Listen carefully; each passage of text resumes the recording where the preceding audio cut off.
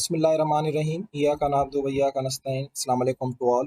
हम अपनी आज की क्लास में प्रोपेगेशन ऑफ इम्पल्स के ऊपर डिस्कस करने लगे हैं। देखिए, ये बहुत आसान सा टॉपिक है। लास्ट टाइम हमने अपनी क्लास के अंदर रेस्टिंग मेम्ब्रेन पोटेंशियल के ऊपर डिस्कस किया था, जिसे आपने आरएमपी कहा था, और दूसरा हमने एक्शन पोटेंशियल के ऊपर डिस्कस किया था।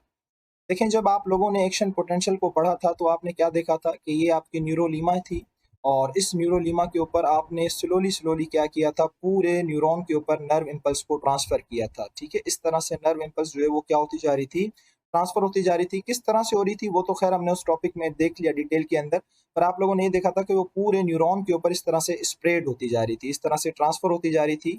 तो पूरे न्यूरोलीमा के ऊपर नर्व इम्पल्स का इस तरह से ट्रांसफर होना, एक्शन पोटेंशियल का जनरेट होना, ये क्या कहलाता है, प्रोपेगेशन ऑफ नर्व इम्पल्स कहलाता है। बहुत आसान सा, इसके अंदर कोई मुश्किल चीज़ नहीं है। ये कहता है spread of action potential along the entire neurilemma. इस पूरे न्यूरोलीमा के ऊपर आप लोगों ने देखा था नर्व इम्पल्स फैल रही थी, ट्रांसफर हो रही थी। किस तरह से हो रही थी वो हम पिछले लेक्चर के अंदर बता चुका हूँ। इसको क्या कहा जाता है, प्रोपेगेशन ऑफ नर्व इम्पल्स कहा जाता है। ये ज़रूरी नहीं था देना, पर इन्होंने दे दिया है तो हमने आपको समझा दिया।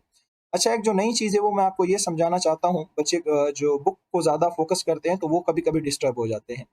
आप अपनी बुक के अंदर न्यूरॉन की इमेज देखेंगे तो वहाँ पे ये आपको बताया कि माइलिन शीथ है ना। इस माइलिन शीथ के बीच में एक स्पेस बना हुआ है। इस स्पेस को कहा जाता है नोड्स ऑफ रेनवियर। एक्चुअली बेटा ये किसी साइंटिस्ट का नेम है जिसने सबसे पहले देखा था कि ये जो दो माइलिन शीथ के बीच में जो स्पेस होता है, यहाँ पे पाए जाते हैं सोडियम और पोटाशियम के चैनल, जो कि लास्ट टाइम मैंने आपको दिखाए भी थे और उनकी वर्किंग भी मैंने आपको दिखाई थी। तो उनको इस साइंसदान ने अपना नाम दिया हुआ है, रेनवियर के नाम से ये जाने जाते हैं। सही है, तो आप लोगों ने इसको लेके परेशान नहीं होना।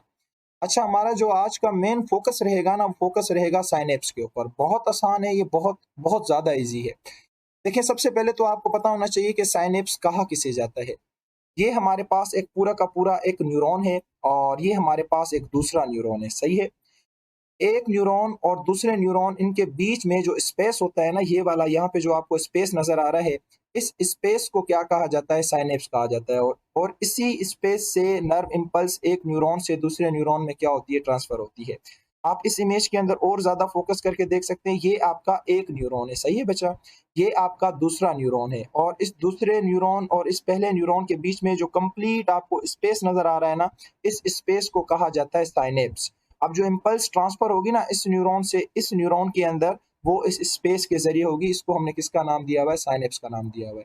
तो यहाँ पे लिखा हुआ है, generally we can say that space between two neuron, दो न्यूरॉन के बीच का जो स्पेस है जहाँ से नर्व इम्पल्स क्या होती है, ट्रांसफर होती है, मूव होती है, उसको साइनेप्स कहा जाता है। अच्छा, अब इस साइनेप्स के आपको टोटल तीन पार्ट नजर आ रहे होंगे। अब एक स्पेस से पहले वाला पार्ट और दूसरा स्पेस के बाद वाला पार्ट।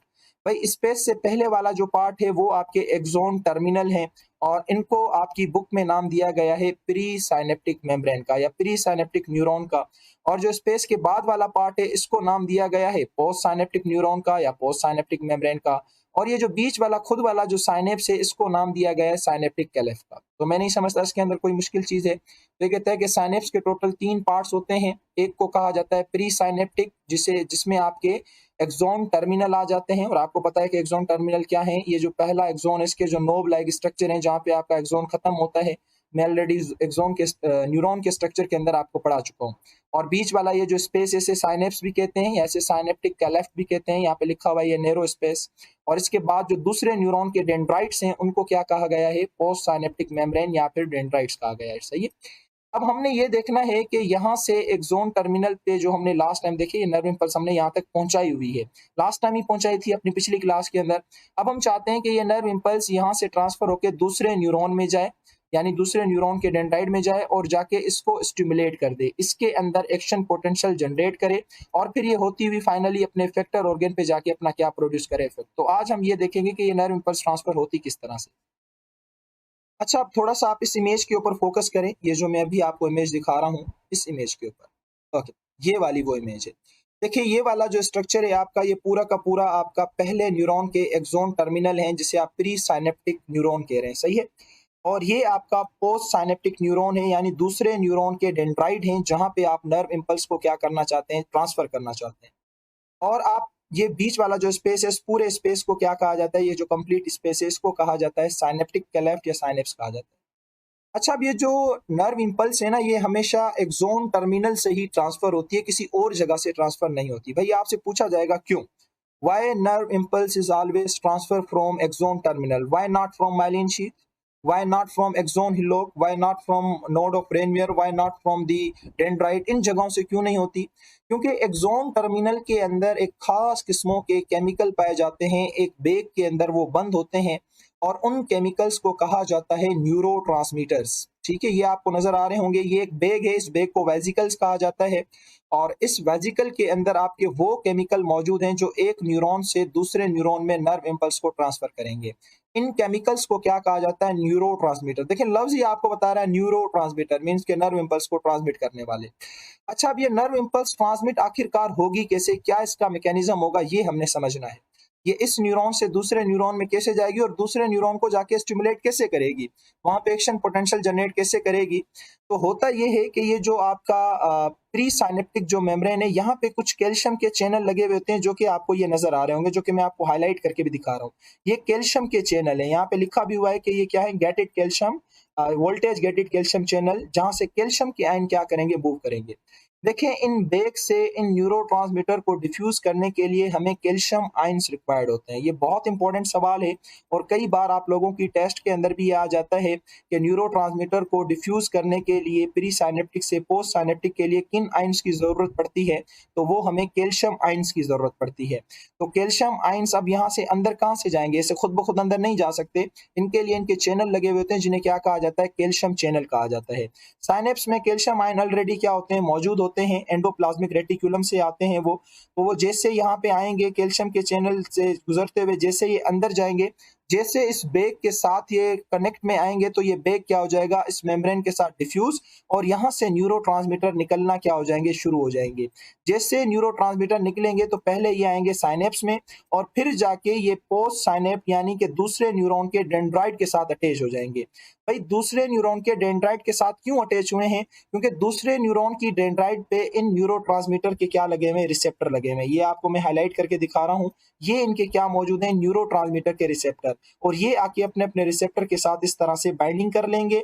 अच्छा, अब ये न्यूरोट्रांसमीटर ऐसा क्या करेंगे कि यहाँ पे एक्शन पोटेंशियल जनरेट होगा, तो ये न्यूरोट्रांसमीटर जस्ट एक छोटा सा काम करेंगे, जस्ट जो सोडियम चैनल होंगे ना उनको जाके ये ओपन कर देंगे। और आपको पता है जैसे सोडियम के चैनल ओपन होंगे तो सोडियम के आयन अंदर आना शुरू हो जाएंगे और अंदर पॉजिटिविटी बढ़ना शुरू हो जाएगी, डीपोलराइज हो जाएगी और एक्शन पोटेंशियल क्या हो जाएगी, जनरेट हो जाएगी। ये मैकेनिज्म तो मैं आपको ऑलरेडी बता चुका हूं। तो जस्ट आपको समझाने का मकसद ये था कि ये न्यूरोट्रांसमीटर जब रिसेप्टर के साथ बाइंडिंग करते हैं तो ये दूसरे न्यूरॉन के साथ ऐसा क्या करते हैं, जो नर्व इंपल्स जनरेट हो जाती है तो ये दूसरे न्यूरॉन के सोडियम चैनल को जाके खोल देते हैं। जैसे सोडियम चैनल खुलेंगे, सोडियम के आयन अंदर मूव करना शुरू करेंगे, आपकी मेम्ब्रेन डीपोलराइज होना शुरू हो जाएगी और इसके अंदर इंपल्स कंडक्ट हो जाएगी और इस तरह से इंपल्स अपने इफेक्टर ऑर्गन पे जाके पहुंचेगी और अपना इफेक्ट प्रोड्यूस करेगी। मुझे उम्मीद है कि आज का टॉपिक आपको बहुत बहुत अच्छे तरीके से समझ आ गया होगा, बहुत आसान है। आपको पता होना चाहिए कि जो एक्सोन टर्मिनल होते हैं वहां पे कुछ बेग हैं, उन बेग के अंदर न्यूरोट्रांसमीटर बंद होते हैं। ये न्यूरोट्रांसमीटर वही हैं जो एक इंपल्स को एक न्यूरॉन से लेके दूसरे न्यूरॉन में ट्रांसफर करते हैं। मैकेनिज्म मैंने आपको बता दिया, लेकिन इन न्यूरोट्रांसमीटर को बाहर आने के लिए हमें एक अदद आइंस रिक्वायर्ड होते हैं, उनको क्या कहा जाता है, कैल्शियम आइंस। ये साइनेप्स के अंदर ऑलरेडी मौजूद होते हैं। न्यूरॉन एक सेल है और हर सेल के अंदर एंडोप्लाज्मिक रेटिकुलम मौजूद होता है और आपको पता है कि एंडोप्लाज्मिक रेटिकुलम एक ऐसा ऑर्गेनील है जो कि बहुत सारे काम करता है, लेकिन उसी के साथ साथ कैल्शियम आयंस को भी क्या करता है, स्टोर करता है। तो कैल्शियम आयंस यहाँ से निकलेंगे, कैल्शियम चैनल को क्रॉस करते हुए इन बैग्स के साथ डिफ्यूज होंगे, ये बैग यहाँ से खुल जाएंगे और न्यूरोट्रांसमीटर बाहर निकल आएंगे। जैसे निकल आएंगे पोस्ट साइनेप पे यानी कि दूसरे न्यूरॉन के डेंड्राइट पे इनके रिसेप्टर मौजूद हैं, वहां पे बाइंडिंग करेंगे और जाके सोडियम के चैनल को खोल देंगे और नर्व इंपल्स यहाँ पे भी क्या हो जाएगी, जनरेट हो जाएगी। अच्छा, अब इसकी थ्योरी हम पढ़ लेते हैं, आपको मैं समझा देता हूं ताकि आप लोगों के लिए प्रॉब्लम ना हो। ये कहता है कि nerve impulse is always transfer from axon terminal of presynaptic membrane. याद रखना कि जब भी नर्व इंपल्स ट्रांसफर होगी वो एक्सोन टर्मिनल से होगी। क्यों? क्योंकि एक्सोन टर्मिनल के अंदर कुछ बेग मौजूद होते हैं और इन बेग के अंदर कुछ केमिकल्स मौजूद होते हैं, उन्हें न्यूरोट्रांसमीटर कहा जाता है। ये कहता है कि which helps in the transmission of impulse from one neuron to another neuron. आप लोगों ने खुद देख लिया, मैकेनिज्म में मैंने बता दिया। At axon terminal calcium channels are also present. आप लोगों ने देखा था वहां पे कैल्शियम के चैनल मौजूद थे, which allows the calcium ions from synaptic cleft, जो कि खाली स्पेस था वहां से कैल्शियम आयन आएंगे अंदर की तरफ एक्सोन टर्मिनल की तरफ और साइनेप्टिक कोलैप्स में ये कैल्शियम आयन कहाँ से आए, एंडोप्लाज्मिक रेटिकुलम से। In result neurotransmitter will release from the axon terminal, neurotransmitter axon terminal से रिलीज हुए और अपने रिसेप्टर के साथ जाके बाइंडिंग की, जो कि कहाँ पे लगे हुए थे, पोस्ट साइनेप्टिक मेम्ब्रेन पे, यानी दूसरे न्यूरॉन के डेंड्राइट पे लगे हुए थे।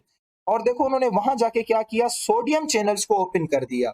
जैसे सोडियम के चैनल अंदर आना शुरू होंगे तो आपकी जो पोस्ट साइनेप्टिक मेम्ब्रेन है, यानी दूसरे न्यूरॉन की जो न्यूरोलीमा है, वो क्या होना शुरू हो जाएगी, डीपोलराइज। और जैसे डीपोलराइज होगी तो एक्शन पोटेंशियल क्या हो जाएगा, जनरेट हो जाएगा। इस इफेक्ट को बेटा क्या कहा जाता है, एक्साइटरी पोस्ट साइनेप्टिक पोटेंशियल कहा जाता है। सही है, तो मुझे उम्मीद है कि ये वाला टॉपिक आप लोगों को समझ आ गया होगा। एक छोटी सी चीज और भी आपसे मैं डिस्कस कर देता हूँ।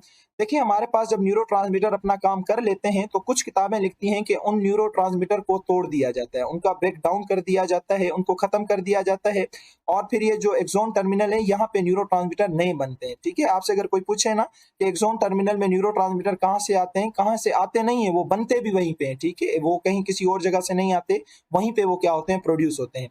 तो कुछ किताबें लिखती हैं कि न्यूरोट्रांसमीटर अपना काम करने के बाद वहीं पे टूट जाते हैं, ब्रेक डाउन हो जाते हैं। कुछ किताबें लिखती हैं कि वो दोबारा से डिफरेंट एंजाइम्स की मदद से रीअब्जॉर्ब होकर अंदर चले जाते हैं और रीयूज के लिए इस्तेमाल होते हैं। जिस तरह से आपकी किताब में लिखा हुआ है एसिटाइल कोलिन, ये एक न्यूरोट्रांसमीटर है जो कि मसल्स की कॉन्ट्रैक्शन के मैसेज के लिए काम आता है। ये रीअब्जॉर्ब किया जाता है एसिटाइल कोलिन स्ट्रेस एंजाइम की मदद से। सही है, ये एक एग्जाम्पल मैंने दी है ताकि बच्चे जो हैं किसी को अगर समझाना चाहें तो एक एग्जाम्पल दे सकते हैं। भाई आपकी किताब के अंदर बहुत सारे न्यूरोट्रांसमीटर लिखे गए हैं, जिस तरह से ग्लाइसिन है, गाबा है, सीरोटोनिन है, डोपामिन है, नॉन एपिनेफ्रिन है, एसिटाइलकोलिन है। ये सारे के सारे न्यूरोट्रांसमीटर हैं। अच्छा, अब इनमें कुछ एक्साइटरी न्यूरोट्रांसमीटर हैं, यानी कि न्यूरॉन को एक्साइट कर देते हैं। कुछ ऐसे इनहिबिटरी हैं जो न्यूरॉन को रोक देते हैं। देखिए जब हम सर्जरी वगैरह करते हैं ना, जब हम सर्जरी वगैरह करते हैं तो उस वक्त हम क्या करते हैं, इम्पल्स की कंडक्शन को स्टॉप कर देते हैं ताकि हम आसानी से सर्जरी करें। तो ये इम्पल्स हमने रोकनी होती है, तो रोकने के लिए हम किसको इस्तेमाल करते हैं, ग्लाइसिन और गाबा को। आपने याद रखना है ये जो ग्लाइसिन एंड गाबा है ना, ये आपके इनहिबिटरी न्यूरोट्रांसमीटर हैं, और ये बाकी जितने भी लिखे हैं ये सारे के सारे आपके एक्साइटरी न्यूरोट्रांसमीटर हैं। तो मुझे उम्मीद है आज का टॉपिक जो है वो आप लोगों को अच्छे तरीके से समझ आ गया होगा। आप इसको पढ़ें, अच्छे तरीके से समझें। जहां भी प्रॉब्लम होती है आप कमेंट बॉक्स में आके मुझसे पूछ सकते हैं। तब तक के लिए अल्लाह हाफिज, अपना बहुत सारा ख्याल रखें।